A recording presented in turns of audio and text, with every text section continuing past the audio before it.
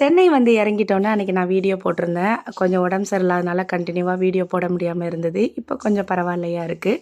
இனிமேல் நீங்கள் பார்க்க போகிறது எல்லாமே இந்தியாவிலேருந்து வரப்போகிற வீடியோஸ் தான். சென்னை வந்ததுக்கு பிறகு மாமா வீட்டுக்கும் அண்ணன் வீட்டுக்கும் போயிருந்தோம். அந்த வீடியோஸ் தனியாக வரும்.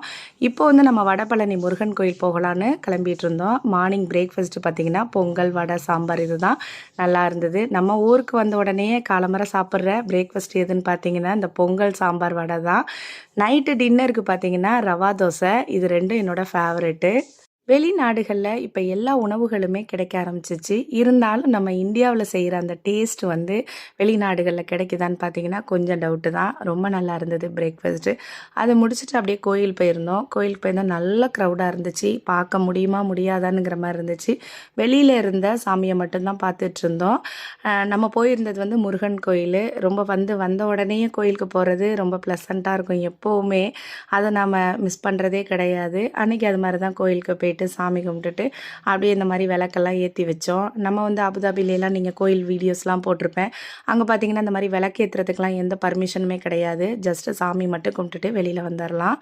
இங்கே பார்த்தீங்கன்னா நானும் ஹஸ்பண்டும் எப்போவுமே எந்த கோயிலுக்கு போனாலுமே எங்களுக்கு வந்து இந்த பதிகம் படிக்கிறது, பாட்டு பாடுறது இதெல்லாம் எங்களுக்கு ரொம்ப வழக்கம்.